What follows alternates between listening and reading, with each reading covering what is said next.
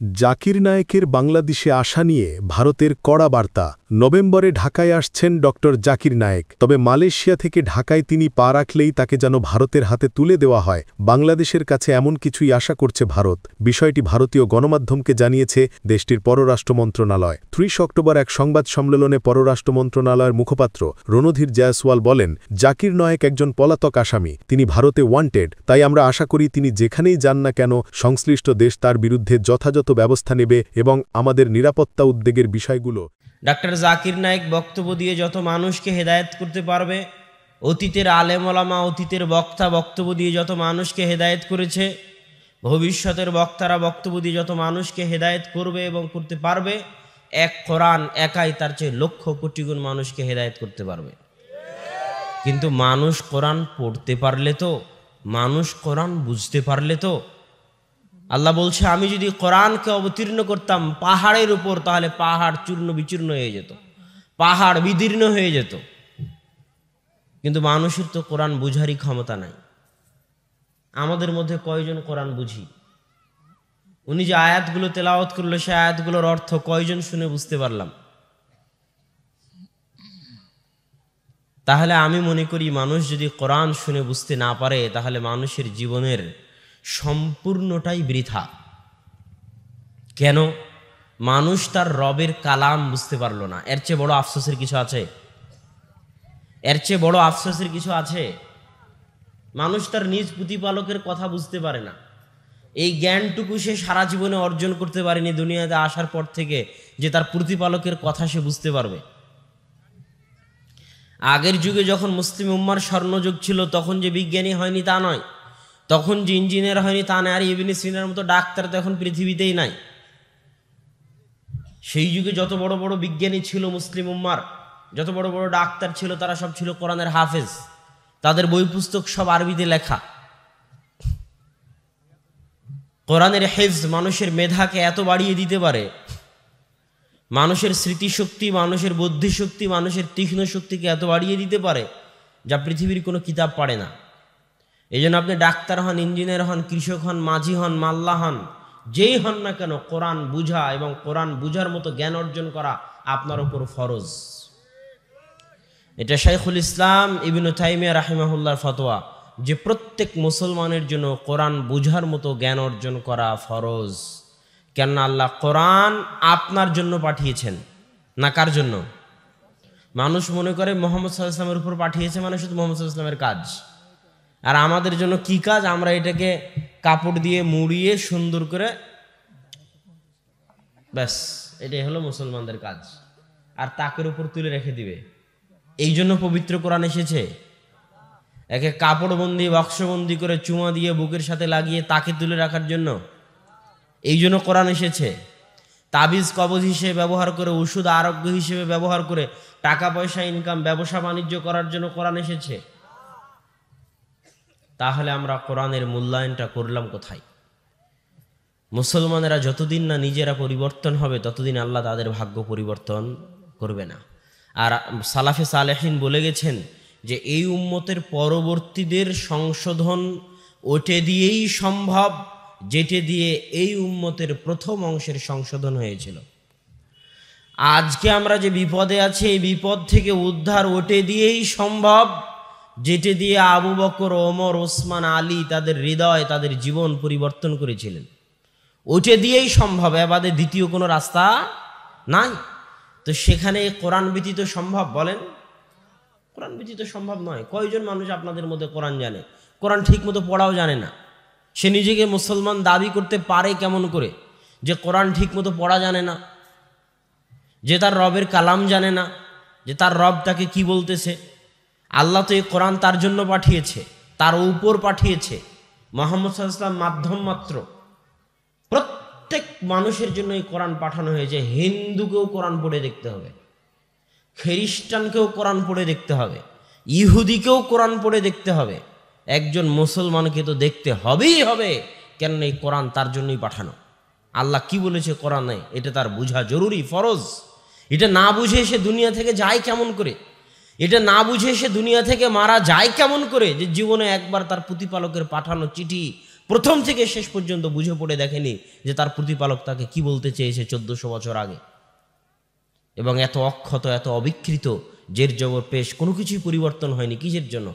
ব্যবসা করার জন্য নাকি? কোরআন যে আল্লাহ 1400 থেকে হেফাজত করে রেখেছে কি তাবিজ বানিয়ে বিক্রি করার জন্য? হ্যাঁ, কোরআন 1400 বছর থেকে এইভাবে মুজিজা স্বরূপ হেফাজত হয়ে আছে কার জন্য? আপনার জন্য। কোরআন অপেক্ষায় আছে আপনার। কোরআন কিয়ামতের মাঠে মানুষের পক্ষে এবং মানুষের বিপক্ষে কথা বলবে। কোরআন যদি কিয়ামতের মাঠে আপনার বিপক্ষে দাঁড়িয়ে যায়, আপনি সেই দিন বিচারের মাঠে টিকতে পারবেন না। অতএব কোরআন যেন আপনার পক্ষে দাঁড়ায়, কোরআন যেন কিয়ামতের মাঠে আপনার পক্ষে আল্লাহর দরবারে সাক্ষী দেয়, এই চেষ্টা আপনাকে করতে হবে। কোরআন শিখতে হবে, কোরআন পড়তে হবে, কোরআন বুঝতে হবে। এই কোরআনের মধ্যেই নিহিত আছে মুসলিম উম্মাহের সফলতা, মুসলিম উম্মাহের উন্নতি, মুসলিম উম্মাহের বিপদ থেকে বাঁচার রাস্তা। আজকে বিপদে আছে না নাই বাংলাদেশ? রাস্তাঘাট, স্কুল, কলেজ সব বন্ধ হয়ে যাবে, বন্ধ হয়ে গেছে, যাচ্ছে। শুধু বাংলাদেশ কেন, সারা পৃথিবী অচল হয়ে গেছে। এই শতাব্দীতে এত উন্নত পৃথিবী এইভাবে অচল আগে কোনোদিন হয়নি। এই শতাব্দীতে এত উন্নত পৃথিবী এইভাবে অচল আগে কোনোদিন হয়নি। সৌদি আরবের মানুষজনের ঘর থেকে বের হওয়া নিষেধ, ঘর থেকেই বের হওয়া নিষেধ। জেদ্দা, রিয়াদ, যেগুলোতে হাজার হাজার লাখ লাখ মানুষ চলতো, বাজার ঘাট করতো, যে শপিং মলগুলোতে, সব ধুধু বিরান মরুভূমি হয়ে পড়ে আছে। কাবা ঘরে তওয়াফকারীর সংখ্যা অনেক অল্প, যেখানে লাখো মানুষ সবসময় তওয়াফ করত। বাইতুল মাকদেস বন্ধ। নতুন করে যে দেশগুলোতে সালাত নিষিদ্ধ হয়েছে, জামাতে সালাত, মসজিদ বন্ধের ঘোষণা এসেছে, তার মধ্যে মিশর এবং কাতার। আর আগে থেকে কুয়েত এবং মালয়েশিয়া তো মসজিদ এবং জামাতে সালাত, জুমা সব বন্ধ করে রেখেছিল। আর বিশ্বের যারা বড় বড় পরাশক্তি, আমেরিকা ঘোষণা করেছে যে আগামী গ্রীষ্মকালের শেষ সময় পর্যন্ত জরুরি অবস্থা থাকবে। পৃথিবীর সবচেয়ে বড় পরাশক্তি। আর চায়নার মতো অর্থনৈতিক পরাশক্তি, সুপার পাওয়ার আমেরিকা, আর অর্থনৈতিক পাওয়ার হচ্ছে চায়না। এদের সকলের শক্তি, সকলের দম্ভ, সকলের দাপট, যারা সিরিয়ার মাটিতে লাখো কোটি টন বোমা ফেলে হাজারো মুসলমানের রক্তে নিজেদের হাতকে রঞ্জিত করেছে। ব্যবসার নামে, তেলের নামে, গ্যাসের নামে নির্বিচারে মুসলমানকে হত্যা করেছে, হাজার হাজার মানুষকে হত্যা করেছে। তাদের ক্ষমতার দাপটে, পারমাণবিক বমের দাপটে, অর্থনৈতিক টাকার গরমে পৃথিবীতে অন্য দেশগুলোর, অন্য ধর্মের মানুষগুলোর টিকা মুশকিল হয়ে যাচ্ছিল। আজকে তারা এক অদৃশ্য ভাইরাস, যাকে চোখে দেখা যায় না, চোখে দেখা যায় নাকি, অদৃশ্য এক ভাইরাসের ভয়ে আতঙ্কগ্রস্ত। তার সাথে লড়াই করার মতো, তার সাথে মোকাবেলা করার মতো কোনো অস্ত্র, কোনো ওষুধ, কোনো পাতি, কোনো ভ্যাকসিন, কোনো টিকা এই অত্যাধুনিক বিশ্বের হাতে, যে অত্যাধুনিকতা নিয়ে বর্তমান মানব সভ্যতা গর্ব করে, যে পৃথিবী এত উন্নত আগে কোনোদিন হয়নি, সেই উন্নত বিশ্ব হাত পা হাঁটু গেড়ে দিয়ে, মাথা নত করে, সব কিছু ছেড়ে দিয়ে বসে আছে, অচল, অথর্ব, অকেজো, দুর্বল। আল্লাহ যে বলেছেন, ইন্নাল ইনসানা খুলিকা হালুআ ওয়া ইযা মাসসাহুশ শাররু জাযুআ ওয়া ইযা মাসসাহুল খায়রু মানুআ। মানুষকে দুর্বল করে সৃষ্টি করা হয়েছে। যখন মানুষের উপর বিপদ আসে তখন মানুষ হতবিহ্বল, হতাশ হয়ে যায়। আর যখন মানুষের টাকা পয়সা বেশি হয়ে যায়, শক্তি ক্ষমতা বেশি হয়ে যায়, তখন মানুষের কৃপণতা, মানুষের দাপট এবং অহংকার বেড়ে যায়। মানুষকে আল্লাহ অনেক দুর্বল করে সৃষ্টি করেছে। আর চিরজীবন আল্লাহ মানুষের দুর্বলতা দেখিয়ে আসে, যে মানুষ যে কত দুর্বল সৃষ্টিজীব, তা আল্লাহ মানুষকে যুগে যুগে দেখিয়েছে। ফেরাউন যখন হাজারো বছর যাবৎ দাপটের সাথে লাখো মানুষকে হত্যা করে অত্যাচারের সাথে শাসন করেছে, আল্লাহ ফেরাউনকে তার দুর্বলতা দেখিয়ে দুনিয়া থেকে উঠিয়ে নিয়েছেন।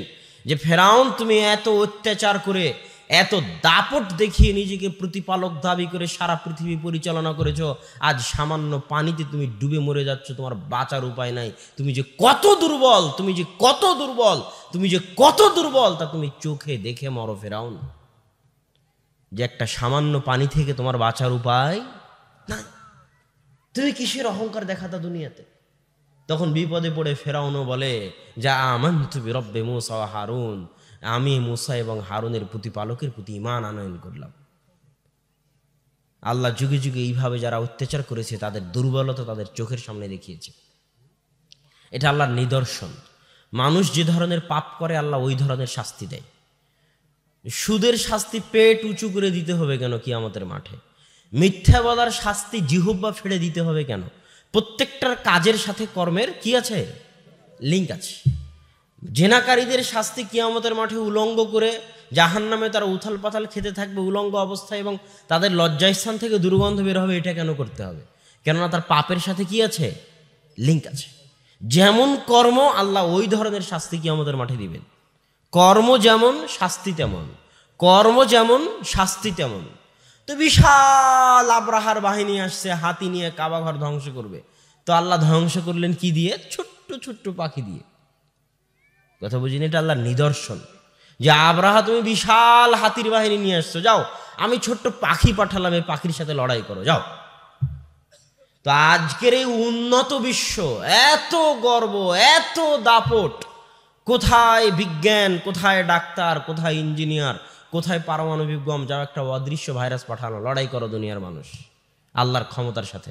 ওয়ামা ইয়ালামু জুনুদু রাব্বিক, এরা হচ্ছে আল্লাহর সেনাবাহিনী। আল্লাহর সেনাবাহিনীর কথা কেউ জানে না, যে আল্লাহর সেনাবাহিনী যে কত, আর আল্লাহর সেনাবাহিনী যে কেমন।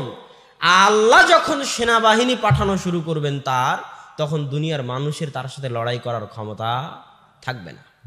দুনিয়ার মানুষ অচল, অকেজ, অথর্ব। দুনিয়ার মানুষের কাজ কি? দুনিয়ার মানুষের কাজ হচ্ছে আল্লাহর দরবারে নত হওয়া, আল্লাহর সামনে মাথা ঝুঁকিয়ে দেওয়া, আল্লাহর সামনে হাঁটু গেড়ে বসে পড়া, আল্লাহর সামনে হাত তুলে বসে পড়া, যে আল্লাহ আমরা অচল, অকেজ, অথর্ব, আমাদের কিছুই করার নাই, বাঁচাতে পারলে আপনি বাঁচাতে পারবেন। ইয়াকা না'বুদু ওয়া ইয়াকা নাস্তাঈন, আমরা আপনারই ইবাদত করি, আপনার নিকটই সাহায্য প্রার্থনা করি। তো সম্মানিত উপস্থিতি, এই জন্য আল্লাহর দিকে ফিরে আসা মানুষের উচিত। আল্লাহ মাঝে মাঝে এই ধরনের নিদর্শন পাঠিয়ে মানুষকে তার দিকে ফিরে আসতে বলেন। কেন আল্লাহ চান না যে আপনি জাহান্নামে যান, না আল্লাহ চান এটা? আল্লাহ সুবহানাহু ওয়া তাআলা চান না যে ইবলিসও জাহান্নামে যাক। কথা কি বুঝতে পারছেন? আল্লাহ সুবহানাহু ওয়া তাআলা চান না যে আবু জাহালও জাহান্নামে যাক। আল্লাহ চান না যে আপনিও জাহান্নামে যান। এই জন্য একজন ব্যক্তি যখন মরুভূমিতে তার উট হারিয়ে ফেলে, তো মরুভূমির রাস্তা চেনা খুব কঠিন। আপনি নিজেও একবার মরুভূমিতে হারিয়ে গেলে আর বের হতে পারবেন না। ওই একই জায়গার মধ্যে ঘুরপাক খাবেন, রাস্তা খুঁজে বের করতে পারবেন না। সব দেখতে একই রকম মনে হবে, পাহাড় সব একই রকম, বালু সব একই রকম, ফিল্ড সব একই রকম, ধুধু মরুভূমি। কোন দিকে যে যাচ্ছি, কোন দিকে যে পূর্ব, কোন দিকে যে পশ্চিম, রাস্তা খুঁজে বের করে পার হতে পারবেন না। মরুভূমিতে ঘুরতে ঘুরতে মারা যাবেন। উট মরুভূমির রাস্তা চিনে। তো যে ব্যক্তি মরুভূমিতে উট হারিয়ে ফেলে মানে তার মৃত্যু নিশ্চিত। তো একজন ব্যক্তি মরুভূমিতে উট হারিয়ে ফেলে নিজের মৃত্যুকে নিশ্চিত মনে করে যে এই মরুভূমিতে আমার তো বাঁচার পথ নাই, আমি তো আমার উটকে হারিয়ে ফেলেছি, তো মরতে যখন হবেই তাহলে একটু বিশ্রাম করি, এখান থেকে আমার বাঁচার কোনো পথ নাই। সে শুয়ে বিশ্রাম করতেছে, ঘুম থেকে উঠে বিশ্রাম থেকে উঠে দেখে তার পাশে তার উটটা দাঁড়িয়ে আছে, হারানো উটটা। তো জীবন ফিরে পেলে মানুষ যেমন আনন্দিত হয়, সে মৃত্যুর মুখ থেকে ফিরে এসে আনন্দের ঠেলায় বলতেছে, খুশির ঠেলায় বলতেছে যে আল্লাহ তুমি আমার বান্দা, আমি তোমার রব। বাক্য উল্টা করে দিয়েছে, মানে খুশির ঠেলায় হিতাহিত জ্ঞান হারিয়ে ফেলেছে। তো আল্লাহ সুবহানাহু ওয়া তাআলা বলতেছেন এই মানুষটা মৃত্যুর মুখ থেকে ফিরে এসে যতটা না আনন্দিত, আমার কোনো বান্দা যে আমার সাথে সম্পর্ক রক্ষা করেনি দুনিয়াতে যাওয়ার পরে। আপনাদের কয়জনের দাবি করতে পারবেন আল্লাহর সাথে সম্পর্ক আছে? কয়জন? সালাত আদায় না করলে আল্লাহর সাথে সম্পর্ক থাকে? বলেন, সালাত আদায় না করলে আল্লাহর সাথে সম্পর্ক থাকে? আপনাদের কয়জনের আল্লাহর সাথে সম্পর্ক আছে? কয়জনের দাবি করতে পারবেন যে হ্যাঁ আমার সাথে আল্লাহর সম্পর্ক আছে, ছিন্ন হয়ে যায়নি? আপনার সন্তান যদি আপনার সাথে সম্পর্ক ছিন্ন করে, আপনার সন্তান যদি হারিয়ে যায়, তো মায়ের কষ্ট কেমন হয়, পিতার কষ্ট কেমন হয়, আর ওই সন্তানের কষ্ট কেমন হয়? ইউসুফ আলাইহিস সালাম কোথায় 20-25 বছর হারিয়ে গেছেন, বাপ জানেই না ইউসুফ কোথায়। কাঁদতে কাঁদতে ইয়াকুব আলাইহিস সালামের চোখ পর্যন্ত অন্ধ হয়ে গেছে। তো বাপ কষ্টে আছে না নাই? তো সন্তানকে হারিয়ে ইয়াকুব আলাইহিস সালাম যত কষ্টে আছে, আপনি আপনার সন্তানকে হারিয়ে যত কষ্টে থাকবেন, আল্লাহ বলতেছেন যে এই যে মানুষটা মৃত্যুর মুখ থেকে ফিরে এসে তার উট ফিরে পেয়ে যতটা না আনন্দিত হয়েছে, আমি আল্লাহ আমার কোনো বান্দা যে দুনিয়াতে যাওয়ার পরে আমার সাথে সম্পর্ক রাখেনি, তাকে হারিয়ে আমি যে কতটা কষ্টে ছিলাম, সে যদি কোনোদিন আমার নিকটে ফিরে এসে তওবা করে, তো মৃত্যুর মুখ থেকে ফিরে আসা এই লোকটা যতটা না আনন্দিত, আমি আল্লাহ তার চেয়ে বেশি আনন্দিত হব। তারপরেও কি আপনি চাইবেন না আল্লাহর দিকে ফিরে যেতে, আল্লাহর সাথে সম্পর্ক তৈরি করতে? পৃথিবীতে কেউ আছে আল্লাহ ছাড়া আপনার? হ্যাঁ, পৃথিবীর সবাই ধোঁকাবাজ, আপনার স্ত্রীও ধোঁকাবাজ, স্বার্থের জন্য আপনার সাথে আছে। আপনার সন্তানও ধোঁকাবাজ, স্বার্থের জন্য আপনার সাথে আছে। স্বার্থহীন নিঃস্বার্থভাবে পৃথিবীতে যদি কেউ আপনাকে ভালোবেসে থাকে, সেটা কে? আপনার প্রতিপালক।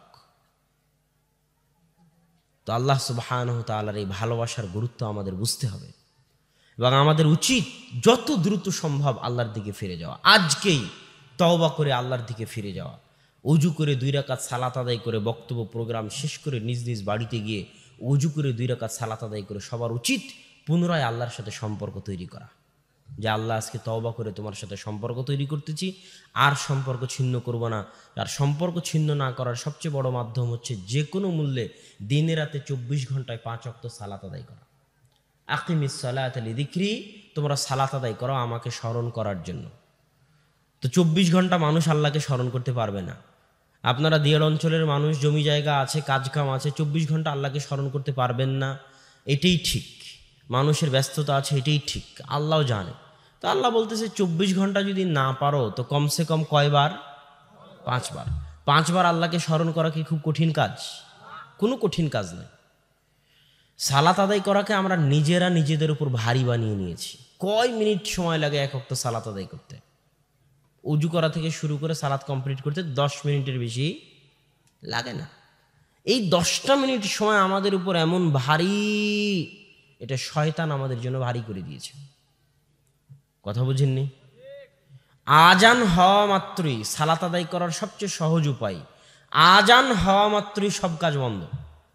প্রধানমন্ত্রীর সাথে যদি মিটিং থাকে তো বন্ধ, তাহলে সালাত আদায় করা সহজ হয়ে যাবে।